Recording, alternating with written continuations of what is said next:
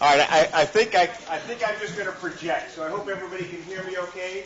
Garam, is this okay? Do I need to talk into the microphone? We can hear you, but what about people? I don't know, that question's on this live streaming thing. Say yes, okay. Okay. All right. Yes or no? I got one thumbs up, so I'm okay. Garam, thank you very much. Thank you very much. He's one of my tweets. I hope I have a lot of tweets out there. I saw some of you, so thank you very much for coming to see and to hear me live. I want to thank Orange is one of the sponsors, and USAID's partner, Alternative Media Project. Thank you very much for that. And of course, American University of Armenia does so much. Come on in, everybody. Come on in. There's still time. We're just starting. Come on in. Come on in. Come on in. I want to thank the university as well. American University of Armenia, of course, is such a great partner of ours, and everybody's here. And it's great to be back. So I hope everybody can hear me. I'm going to just talk about 10 minutes. I'd love to take questions. I don't know if there's time for questions. Garam, is there time for questions at the end? Can you do some questions? Okay. I was here about a year ago. I'm not sure. Some of you were probably here a year ago. I had just begun. I had a 20-something gentleman at the embassy who had convinced me that I should start this social media thing. I'm nearly 60 years old. In fact, I am 60 years old, and I didn't know what to do exactly. So he taught me what to do. Last year when I came, I had just started, so I didn't really even know what a hashtag was or ampersands or any of those things. I hope I'm getting a little bit better, and I hope I'm able to follow you, and you're able to follow me a little bit better. What I have learned in this year about social media is one very important thing, I think, important to me. What I've learned is that the value of social media, to me, is what I listen, what I hear, and what I learn. Obviously, I try to send a message or two. Obviously, U.S. government has stuff that they want me to say, and I'm trying to make you think the U.S. is great and U.S. government policy is perfect. I'm trying to get you to think all those things. I hope I'm doing it in an informal, personal way. But what I've learned this year in my year on Twitter is that I'm learning that I can learn from it, and I'm learning that I need to listen to it, not just use it to send my various messages about what I'm doing or the U.S. government's doing or Secretary Kerry's doing. My topic today, better here? We need, Okay. No, it's live stream. Okay, no problem. My topic today, and some of you might have been at my talk at the American Corners the other night, and if you were, I'm sorry, because you're going to hear some of it again. What I want to talk a bit about today is how social media, and through social media, there are some real opportunities, some new opportunities out there on how to connect to people, obviously, but also opportunities for partnership, opportunities for cooperation, and for assistance. Some really exciting things are happening out there, and I know you know it, and I think we need to do better collectively and individually to spread the word, because I think Armenia is not using these platforms. Armenian groups, Armenians are not using these platforms as well as they might. Come on in. No, come on in. Come on. We're just starting. Come on in. Come on in. So the three things I'm going to talk about briefly are, I'm going to talk a bit about social entrepreneurship, a bit about microfinance, and a little bit about crowdfunding. And again, there's some amazing things happening in these areas, and really we need to take better advantage of it here in Armenia. First, though, I want to tell a couple of stories about how social media has connected me to people and has really kept me informed about things that are important to the embassy, important to me. The ambassador at an embassy, of course, is normally the last one to know anything, right? We got this nice office overlooking Lake Yerevan and Mount Ararat, but I'm the last one to hear anything in an embassy like mine. And so I'm trying to use social media to correct that, so that I'm not the last one, all of us, to hear something. And And occasionally fun things happen. The other, one Saturday, I don't know, 6 or 8 months ago, my wife Libby, who's here with me today, we were driving around some Saturday morning, and all of a sudden all these tweets were coming out from people that I really like and respect and think are really interesting. Jacqueline from Louis Foundation, Alex Sarter from Counterpart, all tweeting about this thing called TEDx. I said, what the heck? I said, Alex, what the heck is TEDx? I never heard of TEDx. You can't believe this. I never heard of TED Talks. I'm embarrassed to say it, but it's true. Until last fall, I had never heard of the TED Talks. I had never heard of TEDx. He said, are you crazy? Come to Tumo and see us. So I went to Tumo. I hadn't registered, but they still let me in. They were very nice to me. So they let me in, and I got to see, come on in, everybody, come in. So I got to see Jacqueline do a great presentation and a couple of really good presentations. So, I mean, if I hadn't been on my Twitter that morning, I wouldn't have seen the tweets about TEDx. I wouldn't have known what it was. And I've talked to all my kids about it. Libby and I have 5 adult children. They couldn't believe that we had never heard of TED Talk. So we're trying to get a little bit educated with our children and by our children and by these social media. So that was one thing that was fun. The other thing, another example of how I was able to use social media in my job was last year after the terrible bombing of the DIY bar, and there was that diversity march. And the diversity march went to the artists union. They were trying to march to the artists union. Some guys were trying to block them, and there was a potential confrontation on the street over this diversity march versus these young men who didn't think much of their diversity cause. And so, and I was picking this up on Twitter. Nobody by embassy knew anything about this. I said, hey, what's going on the street? There's something happening out there that's important to us, and it's important to Armenia, and we need to look into this. And so, again, it was just a way that I was able to keep connected to what's happening here in Yerevan that was really exciting for me and helped me do my job. A couple of other connection stories, and then I'll turn to my topic. One day, a month or so ago, I tweeted, I said, Sesame Street. Sesame Street, if you're not familiar with Sesame Street, is a great program. Like I said, Libby and I have 5 children, and we've watched many hours of Sesame Street. It's a children's program. It's a preschool program where you teach, that teaches, it's got puppets and Muppets and whatnot, and teaches children 1, 2, 3 and ABC and colors and shapes and whatnot. And it's a great animated, fun little show that every American child in the preschool years spends many hours watching, and it's time well spent. And we don't have it here in Armenia. 150 countries have Sesame Street, but not Armenia, which I thought was strange considering our people-to-people ties and so many Armenian Americans and back and forth and exchange students and whatnot. So I just tweeted that. I said, hey, Sesame Street's in 150 different countries, but not Armenia. Why not? And one of my tweets, Jason from Armenia Tree Project, saw my tweet and connected me to somebody he knew who's getting a PhD in education in the United States, who knows the Sesame Street people. So Naidi tweets me and says, I can connect you to the Sesame Street distribution director, and we'll see if we can fix this. So through Nairi and Jason, I connected to the key people at Sesame Street. I talked to them on the phone. We had a conference call. They're interested in coming. They got 26 programs, at least as a start, to come here. I've got a local TV station that might air it. So in any case, through this little tweet question, on Twitter, I was able to connect to the right Sesame Street people and connect to this local TV network, and hopefully we'll have Sesame Street on TV for all of you. I'm sure have 3- and 4-year-old children for your children in the next few months. Another example was online universities, and some of you are here, I know, who were part of these tweets. As I began to get educated and understood that American universities now have these online courses. Again, I didn't know this 6 months ago. American universities have these free online courses available to anybody who's got an internet and who speaks a little bit of English.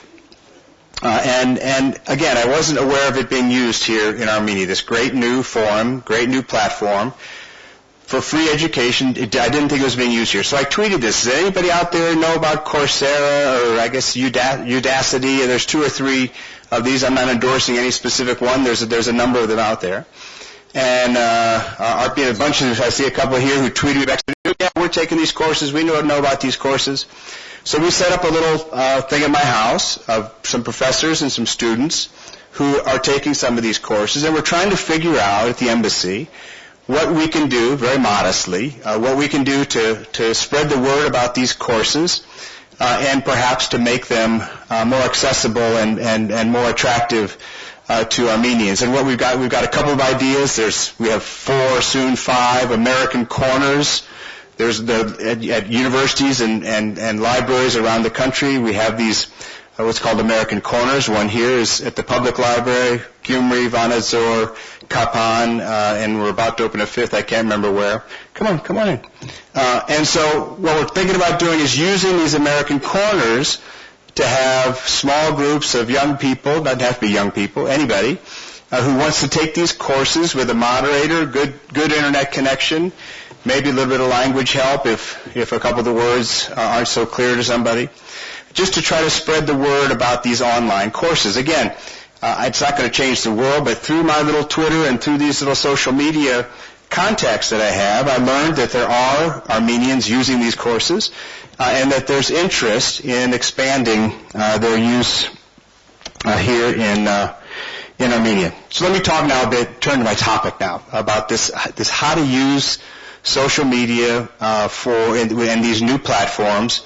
Again, to me it's very new, so to you, I'm sorry if this is old news to you, but this is news to me, and so I'm going to talk about it like it's new and exciting, and I hope some of you agree with that.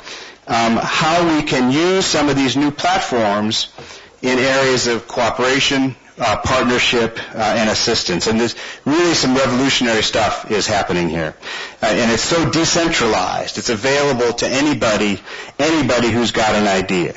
So these are new platforms, new opportunities that I really think have some real potential for Armenia. So first, let's talk a bit about social entrepreneurship. Again, I'm going to talk about a couple of specific platforms. I'm not endorsing any of these platforms. The U.S. government is not endorsing any of these platforms. They're just ones because I'm so new at this that I'm just learning about. Social entrepreneurship, the idea of doing good works, but doing it in a way that will spread.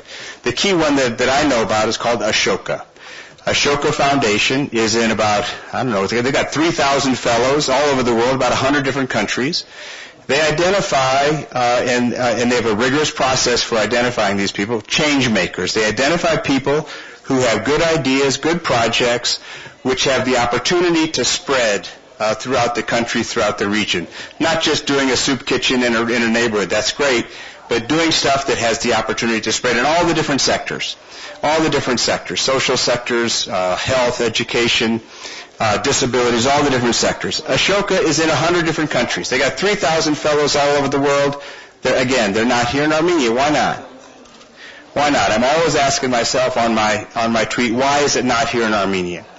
And so we've contacted the Ashoka people, and I do think we're going to have an Ashoka visitor here in the fall who's going to explore Armenia and Armenians and make an initial assessment about whether anybody in Armenia is trying to change the world, whether anybody in Armenia is trying to change Armenia and help Armenia and help the Armenian people. And I'm quite confident that he'll find the answer to that question is yes. So we think we're going to have him here in the fall to explore the possibility of some Ashoka fellows here in the fall. One last social media, then I'm going to turn briefly to crowdfunding. Tom Shoes. Tom Shoes, I'm not sure if you know the Tom Shoes story. His name actually is not Tom, his name is Blaise, I can't remember his first name. He's an American, 26 years old or something. He goes to Argentina and on a vacation, and he goes to villages outside of Buenos Aires, and he sees that there are poor people in these villages without shoes, kids running around playing football without shoes, thinks that's unfortunate. So he goes back to the United States, and he decides that he's going to set up a company he's going to set up a company that's going to help these kids in Argentina and maybe elsewhere in the world. So he sets up there's an Argentine shoe that he is designing. So he designs this Argentine shoe, simple little slip-on shoe. For every one he sells, his company gives a pair of shoes to some NGO to distribute somewhere in the world. In Armenia, the distributor, there are a couple of distributors, but the one we're going to work with at the embassy is called Paros. It's a great organization with a lot of diaspora connections, but a lot of local people involved as well. And the embassy is going to work with Paros to distribute these Tom shoes to some villages in Armavir Mars, probably start in July. On April 16th, again, my wife and children beat this into me. We did this one day without shoes. I'm not sure if you saw any of this. We tweeted it. But April 16th is Tom's Awareness Day, one day without shoes, where everybody's supposed to go to work without their shoes on. And so at the embassy, they thought I was a little bit strange when I suggested that we don't wear our shoes to work at the embassy. And so we had an event, and not only is it no shoes, it's no socks. So you're barefoot, right? So I was coerced by my wife and children to do this. I got it, and so we were barefoot all day. I even made a call. Don't tweet this. Do not tweet this. I called on the foreign minister in my bare feet, so don't tweet this. He thought that was a little strange when I showed up at the foreign ministry in my bare feet. I'm going to do just 2 words on crowdfunding. It's so exciting, though. I wish I had a little bit more time. The crowdfunding, which is basically oversimplified, is individuals who provides modest funding to other individuals. So I just got a little gift from my family of a little bit of a contribution to an Armenian woman, a farmer, Armavir Mars, who wants to build wants to improve her greenhouse so she can do her vegetables and fruit all year long. So she's on this Kiva list. Kiva is the platform. Again, I'm not endorsing it. There's one of many out there. It's called Kiva, K-I-V-A. And we're contributing, and others are contributing to about 32 Armenians, service industry, agriculture, who need a little bit of money, $1,500, $2,000, $2,000, to do something to expand their profit-making potential. Okay, these are loans. These are not grants. So they got to pay this money back. So it's got to be a profit-making operation.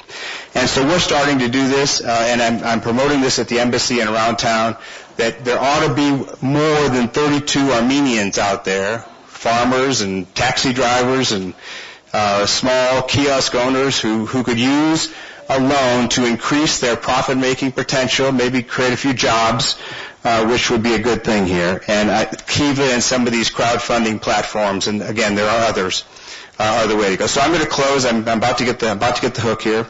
I want to just stress that these are opportunities. What I'm talking about are some real opportunities that are available to all Armenians, all Armenian organizations, through these fantastic new platforms and this social networking. Armenians, talented people, well connected all over the world, but I think can do a lot better in taking advantage of some of these platforms. So let's spread the word. Let's use these platforms, and let's all do what we can to help Armenia succeed. So thank you very much. I guess I have 30 seconds for questions, Georg. I don't know if a second for questions. I don't know. 5 minutes for questions. Okay, thank you very much. And I would welcome any questions. Thank you very much. Thank you very much for having me.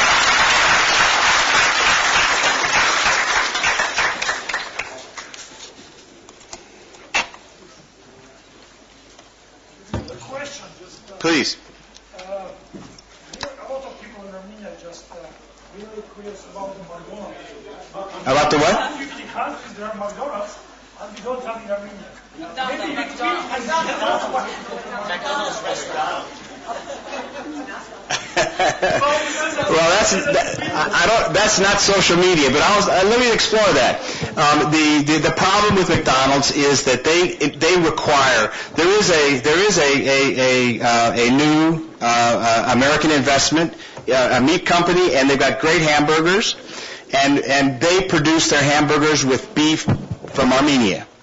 And that's why they're so successful. It's a great place called the Meat Shop. Not a very creative title, but it's a great place. The Meat Shop and the Hamburger Place. That's the title of the place. And it's an American joint venture with an Armenian. And they get their meat here. McDonald's refuses to do that. McDonald's requires that all of its stuff be imported. And frankly, there's so many problems with your customs agency here that they don't want to do it. So I think it's frankly because of your customs agency that they're not here.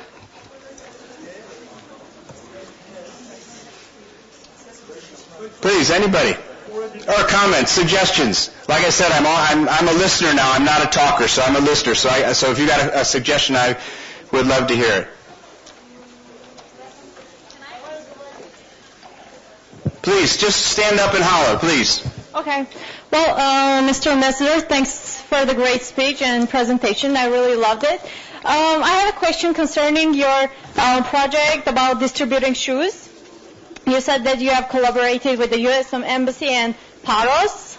So another question I would like to ask is, well, we have an NGO with my friends. It's called Help Armenian Children. It's a charitable NGO. Are you open for collaboration? Like, can we join your projects for, I don't know, if you have some deadlines or something like that? Please go into details. Absolutely. No, we're wide open for partners. The organization at the embassy that Libby and I sort of helped set up is called Helping Hands. Okay. It's called Helping Hands. It's a volunteer thing that we do at the embassy. Nobody is required to do it. We've got a couple of dozen Armenian staff who participate regularly, and maybe a dozen Americans, half a dozen maybe. And we go off and we look for these projects. We've done a couple at we did Noah Haber. We went to the orphanage and did some stuff. We did a school somewhere. We did some tree planting with the ATP on Earth Day. So we've tried to identify every couple of months some interesting project where we do something useful, and it's team building. The Americans and the Armenians work together, and for the Americans, for us, we see a village and what real people are like here, and not just driving around to the hotels and stuff. So it's a good thing from a lot of perspectives at the embassy. At the tree planting project, we work with the Armenia Tree Project. We worked with the Armenia Volunteer Corps. So there are other groups who, if they want to join us, we've also worked with the Armenian Eye Care Project, because they want to do some eye work when we went to an old folks home, a senior citizens home. So yes, absolutely. If there are other organizations that would like to do something with us or meet us someplace to participate in the shoe distribution or painting a fence or something, we'd love to do it. So contact me through Twitter. Follow me on Twitter and contact me. I do. All right.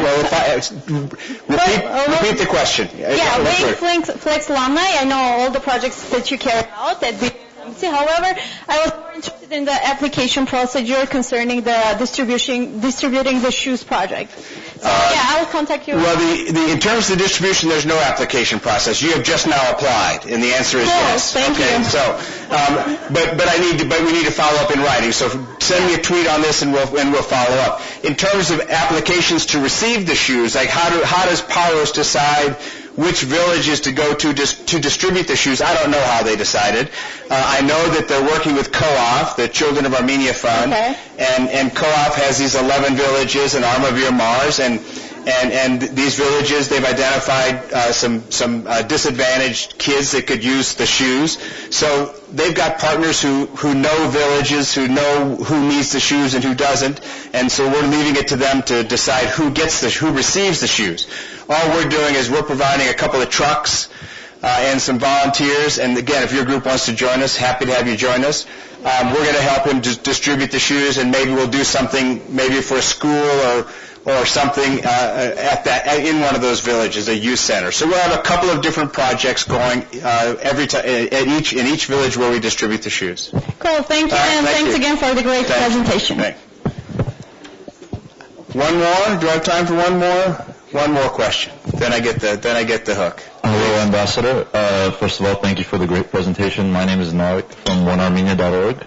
You're on my list. I mentioned you in the American Corners, and I retweet every one of your tweets. So I know, and we've been following you, and so we focus on crowdfunding, and I think something that we've been talking about and watching and observing and learning is very much on point with what you're doing and focusing on, and it's very exciting to see you from your position supporting this kind of stuff, especially social entrepreneurship.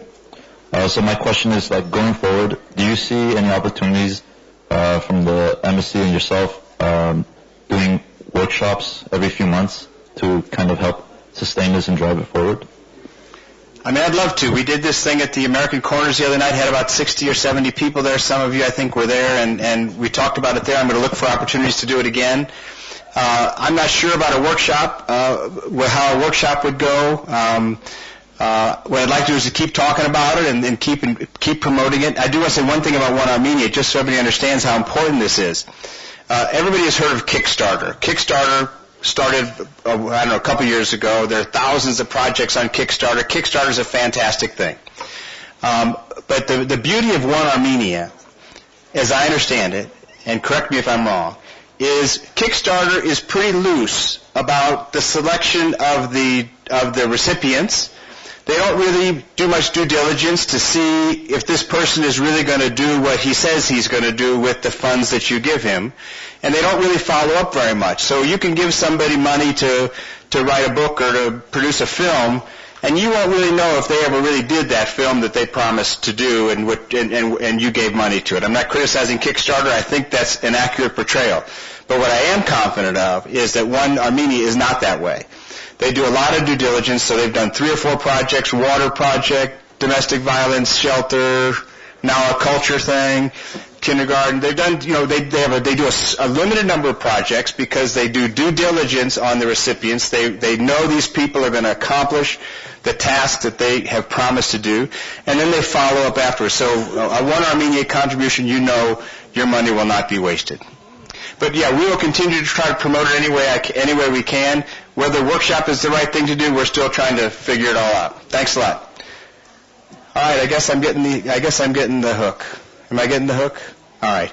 Thank you all very much for coming, and thank you, BarCamp. I'm excited to be back. I hope I can come back next year. Please invite me back next year.